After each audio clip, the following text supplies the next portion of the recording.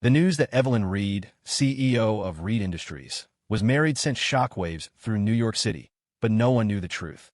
We were just a couple on paper. For my mother's medical bills, I, Leo Vance, had voluntarily signed the contract. A one-year marriage, no interference in each other's private lives, and we would only play the part of husband and wife when absolutely necessary. Outside the courthouse, Evelyn Reed clutched the crisp marriage certificate, her expression as cold as ice. "Remember your place," she said. "We may be legally married, but I advise you not to cross any lines." But in my head, another voice, her voice, cheerfully announced, "Step 1, marriage complete. Next up, cuddles, kisses, and all the cute stuff with my new husband." The Ice Queen CEO, my wife, was secretly a hype woman for our relationship. I stared at the immaculately printed contract on the coffee table of her penthouse office, my fingertips tracing the thick paper. Across from me, the woman in question rested her chin on her hand, her gaze chillingly direct. "Well, Mr. Vance, have you considered my offer?" Evelyn's voice was flat, devoid of emotion, and she radiated a keep-your-distance aura that could freeze hell over. I took a deep breath, scanning the clauses one last time. A marriage term of 1 year. Both parties shall not interfere in the other's private life. The role of a married couple is to be performed only at necessary public and private functions. Sign on the dotted line, and I'd get $250,000. For someone scrambling to cover my mother's cancer treatments, it wasn't just a lifeline. It was a miracle. "Ms. Reed," I said, trying to keep my voice steady, "if you don't mind me saying, a woman of your stature. You shouldn't have any trouble finding someone to marry. Why choose?" I trailed off, unable to find the right word for this bizarre transaction. "Why do it this way?" Evelyn's eyes met mine. They were like a frozen lake, so cold they almost hurt to look at. "All you need to consider is whether you will accept the proposal," she said, leaning forward slightly, her fountain pen hovering over the signature line. "The reasons are not relevant to our arrangement." Her tone was absolute, leaving no room for argument. I never imagined someone like her would re-enter my life, much less with such an absurd proposition. "I need the money," I heard myself say, my voice trembling with nerves, or maybe something else. "But I have to know. Why me?" Evelyn was silent for a few seconds. "Perhaps," she said, her voice dropping, as if coming from far away, "it's because you seem trustworthy." The reason was flimsy as hell, but then I saw the notification pop up on my phone, another overdue bill reminder from the hospital. I picked up the pen. The moment I signed my name, it felt like I had sold my soul, mortgaging the next year of my life to this beautiful stranger. "Be at the courthouse tomorrow, 9 a.m. sharp," Evelyn said, collecting the contract and rising to her feet. No one saw the triumphant smile that flashed across her perfect face for just a second. The next day, getting the marriage license was a blur. Evelyn was expressionless the entire time. When the clerk taking our photo told us to move closer, she shuffled stiffly toward me. Walking out of the courthouse, I stared down at the official document in my hand, feeling dazed. Beside me, Evelyn's cold voice cut through the haze. "Remember your place. We may be legally married, but I advise you not to cross any lines." And then I heard it again, that other voice, loud and clear in my mind. "Step 1, marriage, complete." What was that? Was I hearing things? Was that Evelyn's inner monologue? I whipped my head around to look at her, but her face was a perfect, unreadable mask. "Leo, wait, no. We're married. I should call him honey now. He's looking at me. Did he fall for me already?"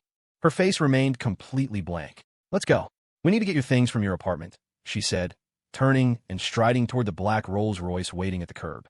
A driver in a crisp suit dutifully opened the door for us. On the ride to my place, I didn't hear her inner voice again. I started to think I must have imagined it. Moving into Evelyn's penthouse that afternoon, I gaped at the sweeping views of Central Park, feeling completely out of place. She showed me to my room, a guest suite larger than my entire apartment. I unpacked my few clothes from my duffel bag and put them in the enormous walk-in closet, where they took up a comically small corner. I turned and found Evelyn standing in the doorway, her icy gaze fixed on me. "Can you cook?" she asked, her tone flat. "A little," I answered honestly. "Nothing like a professional chef." "Finish unpacking, then make dinner." "I'm hungry," she commanded before turning on her heel and walking away.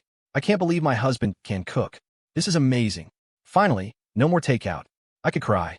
Her parting thought left me puzzled. Why didn't she just hire a chef or a housekeeper? Did she really live in this massive place all by herself? After settling in, I went to the kitchen. I opened the door of the Sub-Zero refrigerator and was stunned. It was filled with a dazzling array of absolutely nothing. It was completely empty. Evelyn, I called out to her in the living room, where she was flipping through a business journal. There's no food. Where's the nearest grocery store? Don't call me Evelyn. I'm your darling wife. Her inner voice griped before she answered aloud, coolly. You're new here. You don't know the area. I'll take you. At Whole Foods, Evelyn's frosty CEO facade melted away as she watched me carefully picking out fresh vegetables. In my head, she had transformed into a total fangirl. My husband is so hot even when he's picking out broccoli. I just want to hug him and kiss him. I paused, a head of lettuce in my hand, and shot her a strange look. Seriously, was this Ice Queen's inner monologue always this over the top? The instant I turned, her expression snapped back to its usual aloofness. Seeing her standing there, looking like she wouldn't give a stranger the time of day, I seriously questioned my own sanity. I made a mental note to see a doctor.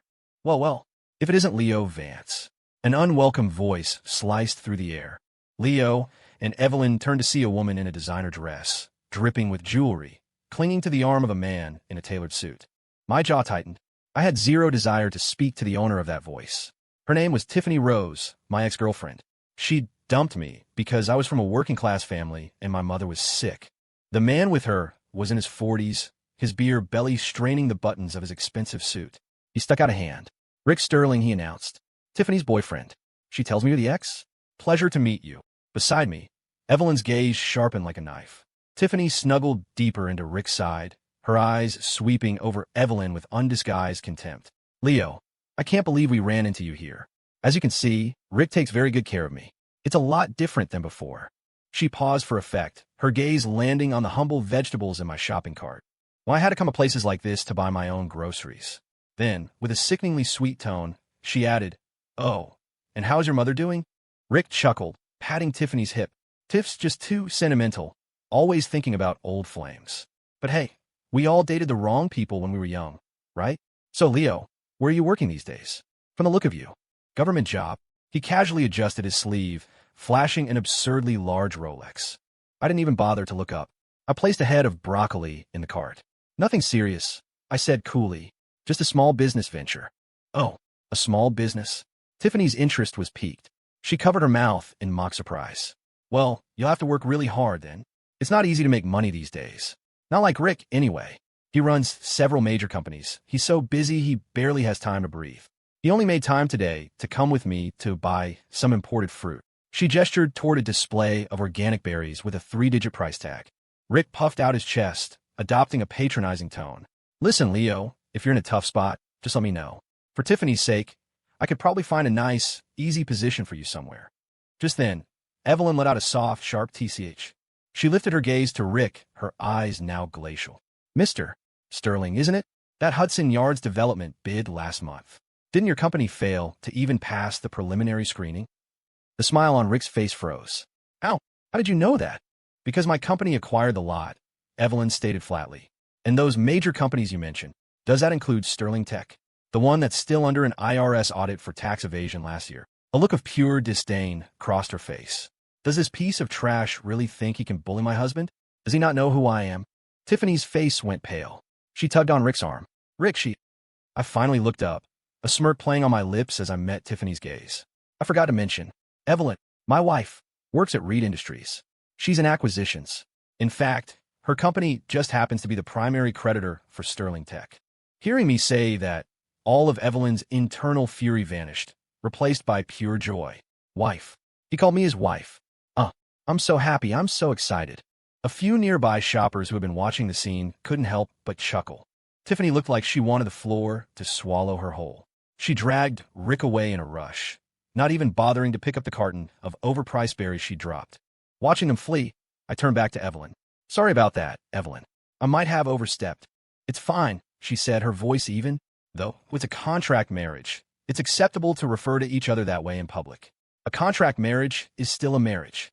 He can call me his wife every day. After the scene with Tiffany, neither of us felt like shopping anymore. We paid for our groceries and went back to the penthouse. The dinner I made, roasted chicken, asparagus, and a simple salad, wasn't fancy, just a regular home-cooked meal. I watched Evelyn as she ate across from me. Even with simple food, her table manners were impeccable. Is it okay? I couldn't help but ask. She glanced up, her tone neutral. It's adequate. Adequate? It's more than adequate. It's incredible. better than anything from a Michelin-starred restaurant. My husband is a treasure, a genius in the kitchen. My hand holding my fork paused midair. I took a bite of chicken to hide the twitch at the corner of my mouth. The whiplash between her words and her thoughts was something I'd never get used to. After dinner, as I was clearing the dishes, Evelyn suddenly spoke.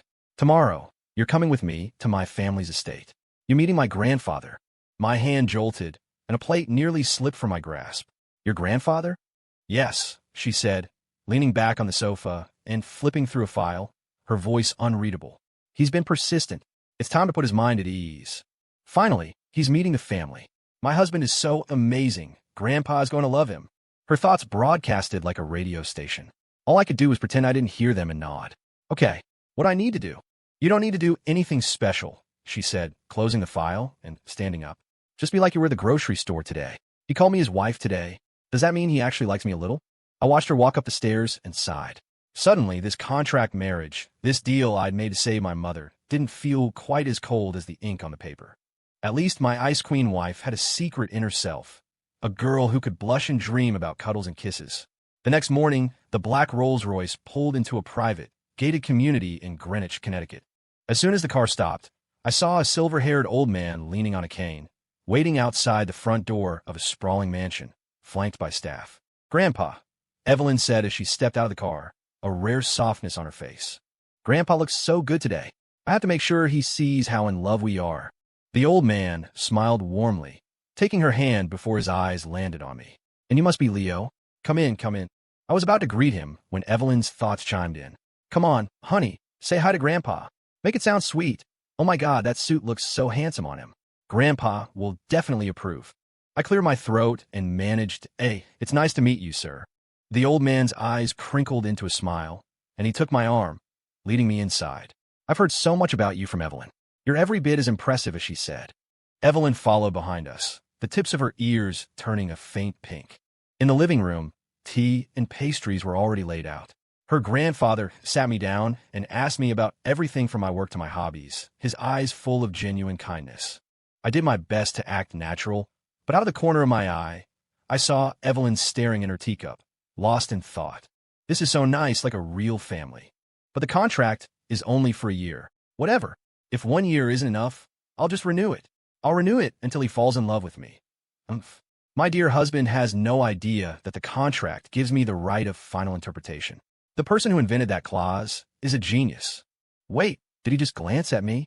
Does he like the dress I'm wearing today? I couldn't help but look at her again. She wasn't in one of her severe business suits. Today, she wore a cream-colored sundress that softened her sharp edges and gave her a vibrant energy, paired with her inner thoughts. It was cute, adorable even. No, stop. This is a business arrangement. What if the voice is just a symptom of a brain tumor and I'm making it all up? The embarrassment would be catastrophic. "So," her grandfather said suddenly, "when are you two planning the wedding ceremony?" Evelyn's hand trembled slightly. Her voice was a little unsteady as she replied, "Grandpa, we don't have any plans for that right now." "A wedding?" Grandpa mentioned a wedding. "Even if this is just a contract, I want to marry him for real so badly." "Does he like me at all? What if he says no?" I knew this was my cue. After a moment's thought, I said, "We wanted to spend some time just enjoying being married before planning a big event. We're not in any rush."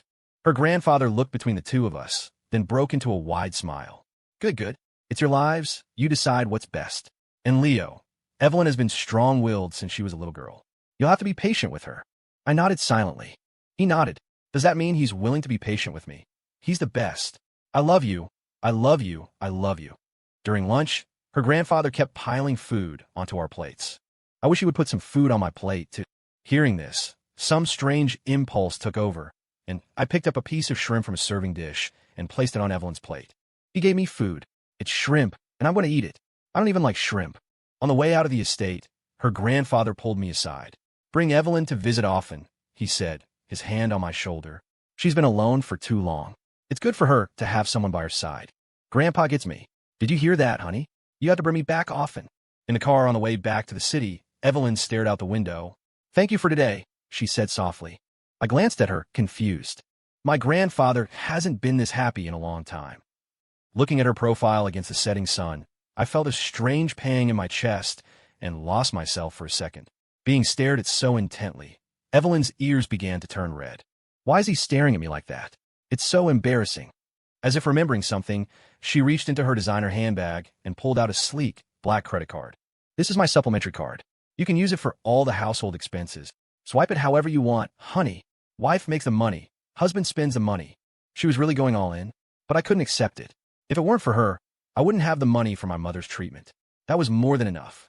Evelyn, you've already helped me more than I can say. Household expenses aren't that much. I can handle it. My old salary could barely cover rent. The $250,000 she gave me was more than I could make in 10 years. He has a point, but it still sucks to be rejected by him. Are you still working your old job? She asked. I shook my head. The hours wouldn't work with this arrangement. I quit. $10,000 a month. Be my live-in cook and driver. Done, I said without a second of hesitation. Where else was I going to find a deal that good? Now I can eat his cooking every day, and he can drive me to and from work. I'm a genius. When we got back to the penthouse, we went to our separate rooms. I made a plan to visit my mom the next day, and while I was at the hospital, I'd make an appointment with a neurologist, just in case. The next morning, when Evelyn came out of her room, she found me already busy in the kitchen. A full, lavish breakfast was spread out on the dining table. Morning, Evelyn. I wasn't sure what you liked, so I made a little of everything, I said. Morning. You didn't have to, she replied, her face as neutral as ever. Her mind, however, was screaming, Good morning, honey. I love anything you make. My favorite flavor is whatever my husband cooks. After breakfast, I drove her to the office in a Rolls. As for her previous driver, the less said, the better. After dropping her off, I went to Metropolitan General. I decided to see my mom first before heading to my own appointment. In her room, my mom, Susan Vance, was looking much better. She was laughing and chatting with one of the nurses on duty. When she saw me, she immediately beckoned me over. Chloe, this is my son, Leo. Then she turned to me. Leo, this is Chloe Nash. She's been wonderful. While you've been busy with work, she's been keeping me company. Chloe, who was tall and pretty, blushed slightly when she saw me. She mumbled a quick hello and scurried out of the room. I sat down on the edge of my mom's bed and asked how she was feeling. The last few days had been a whirlwind of getting married. Leo, what did you think of that young lady? Mom asked, a hopeful glint in her eye. I think she's lovely. You're not getting any younger, you know. It's time you found someone. Clearly, she didn't know about Tiffany. I sighed, unsure how to explain everything. After a moment, I decided to just tell her the truth. Mom, the money for the treatment. I didn't win the lottery. The thing is... After I explained the whole situation, my mom was a mess of conflicting emotions.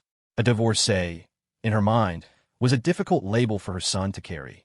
But she couldn't deny the incredible help Evelyn had given our family. You should invite her over for dinner sometime, she said finally. I need to thank her properly. It was done, and she couldn't change it. She just felt sorry that her son had to sacrifice so much. I stayed with my mom for a while longer before heading to my neurology appointment. The results were predictable. Nothing was wrong with me. So, I really did have a superpower? But why did it only work on Evelyn? Pushing those thoughts aside, I went back to my mom's room. My old job had been demanding. Now that I had the time, I was going to spend every moment I could with her.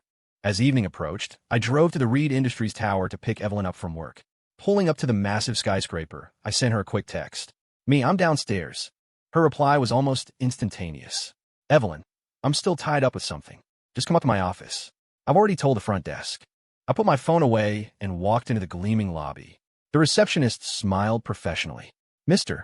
Vance? Ms. Reed is expecting you. You could take the express elevator to the top floor. The private elevator whisked me to the penthouse level. As the doors opened, a handsome man in a sharp suit greeted me with a perfectly calibrated smile. You must be Mr. Vance, he said. I'm Julian Carter, Ms. Reed's executive assistant. She's just finishing a meeting, but she asked me to show you to her office. Thanks, I nodded. Julian led me down the hall, making light conversation. I don't believe we've met. Is this your first time at the company? Ms. Reed rarely allows outsiders up here. He asked it with a probing tone. Are you a friend of hers? You know, she has incredibly high standards. Not many people can get her attention. I saw the thinly veiled hostility in his eyes and immediately understood. This guy had a thing for Evelyn. I don't know what possessed me, but I replied coolly, I'm here to pick up my wife. Wife? Julian's smile froze on his face. He was speechless. Just then, the office door swung open and Evelyn emerged. Her expression as frosty as ever. Julian, she said, her voice sharp. When did my meeting end? He immediately snapped to attention. I'm sorry, Ms. Reed, I just assumed. You assume too much. Evelyn cut him off. Her gaze shifted to me, and her tone softened almost imperceptibly. You're here. This Julian guy is so annoying. Always putting on an act. How dare he act high and mighty with my husband? I have to fire him before he gives Leo the wrong idea. I just nodded, saying nothing. Evelyn turned her glacial stare back to her assistant. Julian, you're fired. Go to HR and handle the paperwork immediately. Julian was stunned. Ms. Reed, why? What did I do wrong?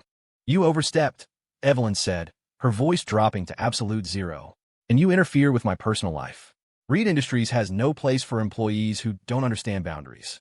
He opened his mouth to argue, but withered under her gaze and walked away, defeated. The office was silent, with just the two of us left. I looked at her, testing the waters. Wasn't that a little sudden? For people like him, who lack self-awareness, one chance is more than enough, Evelyn said, stepping closer to me. He admitted I'm his wife. Does this mean we can start having babies now? How many should we have? Hearing that, I felt my jaw go slack. The next morning, I woke up feeling dizzy and weak. My forehead was hot to the touch. I must have caught a cold. I sent Evelyn a text. Me. I'm not feeling well. I probably can't drive you to work today. Her reply came quickly. Evelyn, I see. Get some rest. Her inner voice, however, was a frantic mess. He's sick? Is it serious? Should I call a doctor to the penthouse? No. If I go back now, will I seem too concerned? But what if he's all alone and needs someone to take care of him? I read her simple text and rolled over, pulling the covers over my head. Suddenly, my phone rang, jolting me awake. I fumbled for it on the nightstand. Hello. A stranger's voice came through the line. Is this a relative of Ms. Evelyn Reed? She's been in a minor car accident. She's at Metropolitan General Hospital. We need you to come as soon as possible. How is she? Is it serious? Her condition isn't critical. A mild concussion and some scrapes. Please don't worry. We just need you to come and handle the admission paperwork. I hung up, threw on some clothes, and hailed a cab. The entire ride, my mind was a chaotic mix of Evelyn's cold face and her secretly adorable thoughts. I rushed into Metropolitan General, found a right floor, and located a room. I pushed open the door and froze. I knew that room number sounded familiar. Inside, Evelyn was sitting up in a hospital bed, a bandage wrapped around her forehead and scrapes on her arm. She looked pale, and in the bed, right next to her, was my mother, Susan Vance. My mom looked surprised to see me. Leo, aren't you supposed to be at work? What are you doing here so early? I was speechless. I walked past my mom's bed and went straight to Evelyn's. How are you feeling? I'm fine. Just a little dizzy, she said, her voice as calm as ever. Wait, the woman in the next bed is my husband's mother? What do I do? What do I do? They say relationships with mothers-in-law are the worst. Am I totally screwed? My mom stared at the two of us, not comprehending.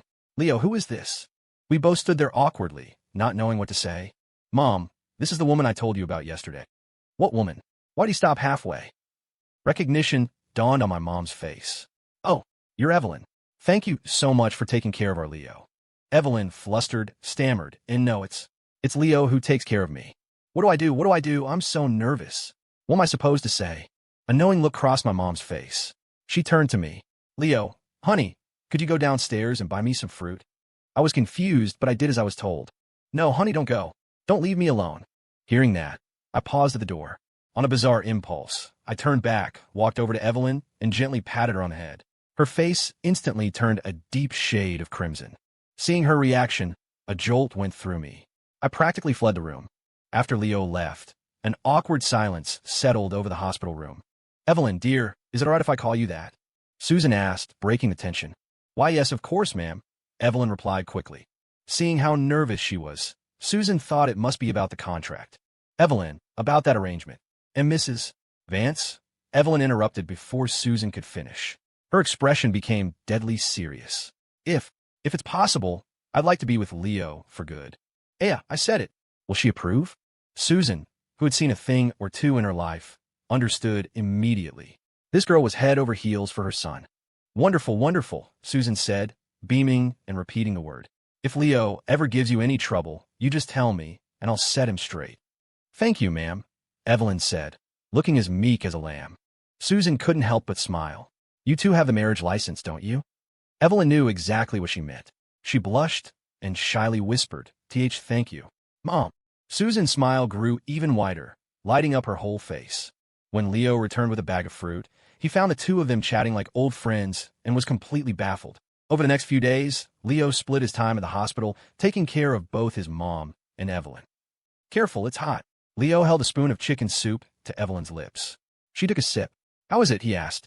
It's good, she said. Perhaps because she'd opened up to Susan, her attitude toward Leo was noticeably warmer. It's a little salty, but my husband made it with his own 2 hands. I'd drink it even if it were a salt lick. Salty, I murmured to myself. No way, I tasted it. It was fine. Suddenly, the room went dead silent. Wait, what did he just say? Can he hear what I'm thinking? No, that's impossible. Stay calm, Evelyn. It was just a coincidence. Just then, the door opened and a doctor walked in.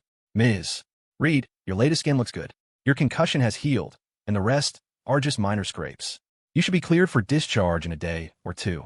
The doctor then turned his attention to Leo. Oh, Mr. Vance, you're here too. About that last appointment, when you said you could hear other people's thoughts. How has that been going? Hearing this, 2 minds in a room had the exact same thought. We're screwed. Bonus scene, it was the day of Evelyn's discharge, and Susan, already back home, had invited her over for a welcome home dinner. In the car, Evelyn kept sneaking glances at me as I drove, a nervous energy radiating off her. Does he really know? Can he really hear me? I should test it. Honey, can you hear me? I flinched internally. My face remained a mask of calm focus on the road, but my heart was hammering against my ribs. Honey, I love you. I love you so much. She stared at me intently, watching for any reaction. I tried to hold it together to keep my cool, but having this gorgeous ice queen repeatedly profess her love directly into my brain was too much. A hot blush started creeping up my neck. Seeing it, Evelyn broke into a radiant smile. You can hear me, she exclaimed, her real voice full of triumph. Leo, that single word, spoken aloud, sent a jolt straight through me. I didn't respond, just kept my eyes on the road, heading toward my mom's house. He's blushing. It's so cute. I just want to kiss him and hug him, and stop. I managed to choke out. What's wrong, honey? She asked, her voice laced with amusement, though she only said it in her head. I can't drive if you keep doing that. I mumbled, my face burning. Okay, honey. Understood, honey.